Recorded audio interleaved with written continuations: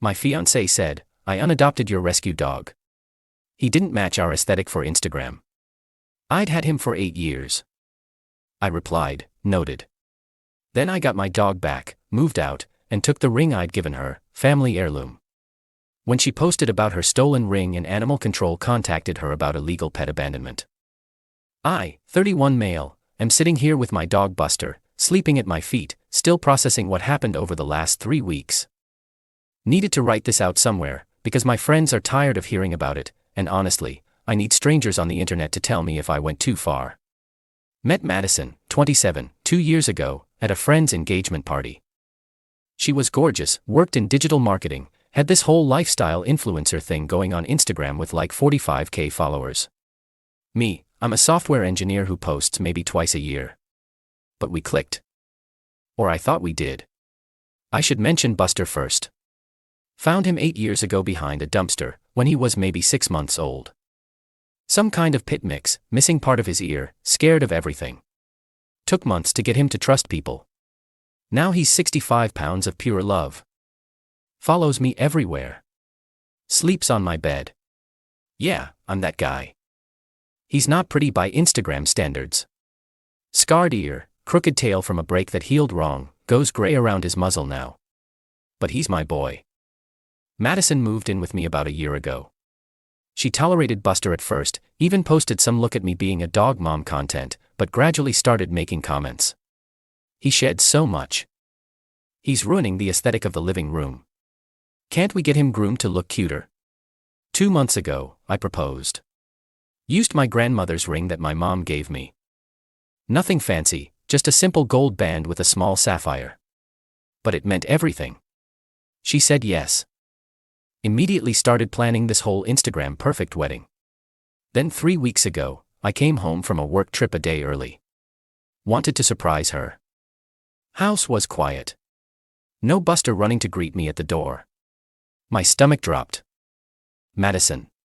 Where's Buster? She was on the couch, editing photos on her laptop. Didn't even look up. Oh, you're back early. I took care of the Buster situation. The Buster situation? What does that mean? She finally looked up, smiled like she'd done me a favor. I rehomed him. Found this nice family in the suburbs with kids. He'll be happier there. My brain just stopped. You what? Don't be dramatic, Ryan. We talked about this. He doesn't fit our lifestyle. I'm trying to build a brand here and having this scraggly rescue dog in the background of everything isn't helping. Plus we're getting married, probably having kids soon. It was time. We had never talked about getting rid of Buster. Never. Where's my dog Madison? I told you with a family. I handled it through this rehoming group on Facebook. Very professional. Give me their contact now. Ryan, stop. It's done. They probably already bonded with him. You can't just take him back. I walked out, got in my car, called my buddy Derek who's a lawyer. Derek, if someone gives away your dog without permission, is that theft? Technically, yeah, pets are property. If the dog was yours before the relationship, registered in your name, vet records in your name, she had no legal right. Spent the next 12 hours going full detective mode. Found the rehoming group Madison mentioned on Facebook. Posted Buster's photo asking if anyone had seen him. Within an hour, got a message. Hi, I think we have your dog. A woman dropped him off 3 days ago. Said she was his owner and couldn't keep him anymore. But he's been really depressed. Won't eat much. The microchip scan showed different info than what she gave us. The microchip. Madison didn't know about the chip because Buster never ran off, never needed it scanned. But it had my name, my phone number. Met the family that night. Super nice couple with 2 kids who were already attached to Buster but they could see he was miserable. The dad pulled me aside. Look man, the woman who brought him, she seemed off. Kept talking about how he wasn't photogenic and was ruining her feed. We actually felt bad for the dog. He clearly misses someone. They let me take him home. Buster went absolutely mental when he saw me. Crying, jumping, wouldn't leave my side. The family was sad but understood. Gave them $500 for their trouble and taking care of him. Got home at 2 a.m. Madison was asleep. I quietly started packing my stuff. Then remembered, everything was in my name. The apartment, the utilities, even her car insurance was on my policy for a discount. Changed my mind, started packing her stuff instead. Update 1. 5 days later, holy hell, this exploded. Thanks for all the support. Some of you called me too soft, just wait. So Madison woke up that morning to find her things in boxes by the door and Buster on the bed giving her the stink eye. Swear this dog understands everything. What is this? Your stuff, you're leaving. Excuse me, this is our home. No, Madison, this is my apartment. My name on the lease, you're a guest who gave away my dog. She went from confused to angry to crying in about 30 seconds. You got him back, what's the big deal? The big deal. The big deal. You gave away my family member because he didn't match your Instagram aesthetic. Get out. You can't just kick me out. I have rights and we're engaged. She held up her hand with the ring. About that, I'd like my grandmother's ring back. Your ring, you gave it to me.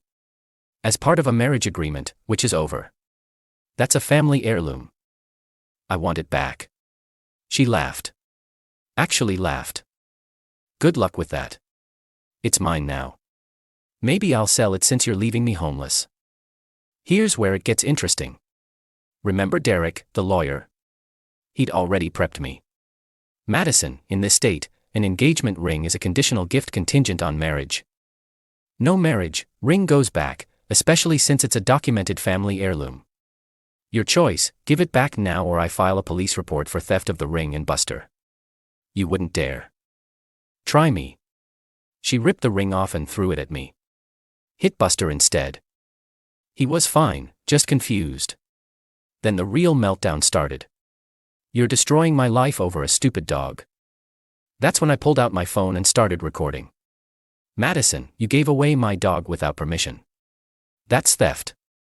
You're lucky I'm not pressing charges. I was trying to help us. That ugly mutt was ruining everything.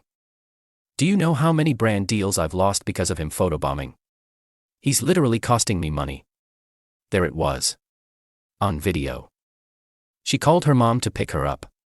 While waiting, she started posting on Instagram. I watched in real time as she crafted this whole victim narrative about her abusive ex who chose a dog over their relationship. The comments started rolling in immediately. Her followers eating it up. Then she made a mistake. Posted a photo of her hand without the ring. Captioned, he even stole my engagement ring. A woman's property. Taken by force. Some men can't handle rejection. Screenshot. Saved. Her mom Patricia showed up. Immediately started on me. How dare you put my daughter through this? Over an animal. Your daughter stole my dog, Patricia. She rehomed it. Responsibly. I showed her the Facebook messages from the family, explaining how depressed Buster was, how the microchip proved Madison lied about ownership. Patricia doubled down. Madison knows what's best for your future. You should be grateful. Grateful. For stealing my dog. They left with her stuff. But Madison wasn't done. Oh no. That night, around 11 p.m., local animal control showed up at my door. We received a report of animal neglect and possible abuse. My heart stopped. She'd really gone there. Officer looked at Buster, who was clearly healthy, tail wagging, trying to make a new friend.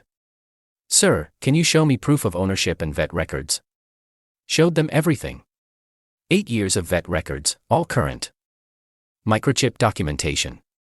Recent grooming receipt. Ironic, right? Food and toy receipts. The officer looked through it all. Sir, I'm gonna be honest. The person who called said you stole their dog. But all this documentation is in your name. Going back years. Showed them the video of Madison admitting she gave him away without permission. Calling him an ugly mutt. Officer shook his head. Filing a false report is a crime. Would you like to pursue that? Can I think about it? Sure. We'll be filing our own report anyway. The person who called gave their name and contact info. They'll be hearing from us about making false reports. Madison didn't know that. But she would soon. Update 2, 2 weeks later. Y'all wanted nuclear. You got it. So Madison kept escalating on social media. The narrative evolved from me being controlling to me being abusive to get this. Me stealing her emotional support animal. She actually posted that Buster was her certified ESA and I took him. Problem is, I have screenshots of her calling him that ugly mutt and saying he was ruining her aesthetic. Hard to claim emotional support from an animal you publicly hate. But the ring situation. That's where she really messed up. She started posting about the stolen ring constantly. How it was worth $15,000. It wasn't. Maybe $2,000 max. How I physically assaulted her to get it back. The video shows her throwing it. How she was going to sue me for its value plus emotional damages. Her followers were eating it up. GoFundMe for a new ring. Venmo for legal fees. The works. Then Animal Control contacted her about the false report. She posted that too. Claiming I had connections in the system protecting me. That's when things got beautiful. The family who'd temporarily taken Buster. They saw her posts. The mom, bless her, went off in the comments. This is the woman who dropped this ugly mutt at our house saying he wasn't photogenic enough for her lifestyle. The poor dog wouldn't eat for days. The microchip was registered to Ryan, not her. She lied to us about owning him. This woman is a fraud. She included screenshots of their text conversations where Madison called Buster unmarketable and bad for a brand. Madison deleted the comments, but people had already screenshot them. They started spreading. Her own followers began questioning things. Then Derek had an idea. She's soliciting money based on false claims. That's wire fraud if she's using Venmo or GoFundMe across state lines. Is it worth pursuing? Probably not criminally, but those platforms have strict policies about fraudulent fundraising. Reported her to both platforms with evidence. The video of her admitting she gave away my dog. The Animal Control report about her false claim. The family's testimony. Screenshots of her contradicting herself. Both accounts got suspended within 48 hours. The money frozen, pending investigation. The meltdown was glorious. She tried coming to my apartment building. Security, who all knew and loved Buster, wouldn't let her in. She stood outside screaming about her stolen life until someone called the cops. Then her mom started calling my work. That was a mistake. My boss, Jennifer, is a dog person. Has 3 rescues. When I'd explained why I needed a day off to find Buster, she was furious on my behalf. So when Patricia called claiming I was dangerous and should be fired, Jennifer not only refused but sent a cease and desist letter from our legal department. Apparently Patricia had called multiple times, which constituted harassment. If she contacted my workplace again, they'd pursue legal action. But the best part? Madison had been using photos of my apartment for her lifestyle content for months. The exposed brick wall, the vintage furniture I'd inherited from my grandfather, even the kitchen where I'd installed custom shelves. All tagged as apartment therapy, my space, lifestyle goals. I filed DMCA takedowns on every single photo featuring my property. Instagram removed them all. 2 years of content, gone. Her whole aesthetic vanished overnight because none of it was actually hers. She tried texting from different numbers. You're ruining my career. That content took years to build. I'm going to be homeless because of you. Blocked. Blocked. Blocked. Then came the letter from a lawyer. Not a good one. Lots of typos. Clearly a template. Demanding the ring back. LOL. $50,000 for lost income from her deleted content. $10,000 for emotional distress. Visitation rights with Buster. I can't make this up. Derek laughed so hard he cried. Sent back a basically said, the ring was legally returned conditional gift. The content featured my property without permission. She committed theft, Buster, and fraud. Fundraising. If she contacted me again, we'd pursue criminal charges. Radio silence after that. Found out from mutual friends she had to move back with her parents. Lost most of her followers when the truth came out. Apparently tried to restart with a wellness journey rebrand, but nobody was buying it. Last I heard she was working at her mom's real estate office taking photos of houses. Guess she finally found property she's allowed to photograph. Final update. 1 month later. Alright, last update because life needs to move on. The legal stuff ended with a whimper. Madison's lawyer turned out to be her mom's friend who did real estate law. When Derek sent over the evidence of theft, buster, fraud, fundraising, and false reports, plus the possibility of criminal charges, they backed off completely. Actually got a formal apology letter, clearly written by the lawyer, not Madison. My client regrets the misunderstanding and wants to move forward separately energy. They wanted me to sign something saying I wouldn't pursue charges. Derek said don't sign anything, just let it die. So I did. The Instagram drama though. That kept giving. Madison tried one last play, claimed I was revenge porn ing her by sharing that video of her calling Buster ugly. Except, it wasn't porn. She was fully clothed and she was admitting to a crime. Instagram didn't just reject her report, they permanently banned her main account for repeated violations of community guidelines related to her false fundraising. Her mom Patricia started a petition in some local Facebook group about pet custody rights for unmarried couples. They got roasted. Someone found my post and shared the whole story. Patricia dirty deleted everything and went private. But here's the weird part that still makes me laugh. Got a DM from this guy named Brandon. Turns out he dated Madison 2 years before me. She'd done something similar, tried to get rid of his elderly cat because it wasn't content friendly. He dumped her immediately but always wondered if he'd overreacted. We grabbed a beer. Compared notes. Turns out, she'd told him the same building a brand stuff, tried to redecorate his apartment for photos. Claimed his pet was holding them back. Also tried to keep jewelry when they broke up. But it was just a $200 necklace, so he let it go. Brandon said something that stuck with me. She doesn't see pets as family, she sees them as accessories. When they don't match her outfit, she returns them. As for me and Buster, we're good. Better than good, actually. That whole experience made me realize how much he means to me. Started taking him on longer hikes, found a great dog park where he's made friends. Even got him one of those stupid expensive orthopedic beds for senior dogs. He still sleeps on my bed anyway. My apartment's quieter now. Less staged, more lived in. Buster's toys everywhere. His hair on everything. Exactly how it should be. Did I go too far? Maybe the DMCA takedowns were petty. But she stole my dog. She gave away my family because he didn't photograph well.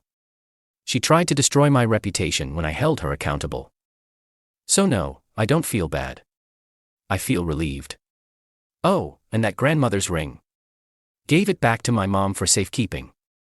She said when I find the right person, someone who loves Buster as much as I do, she'll give it back. Until then, it's just me and my ugly mutt. And honestly, that's more than enough. Edit. Since everyone's asking, Buster's doing great. He's gotten a bit more protective of me since this happened. Follows me room to room. But the vet says that's normal after a traumatic separation. We're working through it together. Edit 2. No, I won't share Madison's Instagram. She's faced consequences. Let's leave it at that. Edit 3. Yes, Buster now has a GPS tracker on his collar. Yes, I changed my locks. Yes, I have cameras now. Paranoid. Maybe. But fool me once. Edit 4. To everyone saying I should have pressed charges. Derek advised against it. Would have dragged everything out longer. Cost money. And probably only resulted in probation anyway. Sometimes the best revenge is just moving on while they spiral on their own. Final edit. Buster says woof. I think that means thanks for all the support.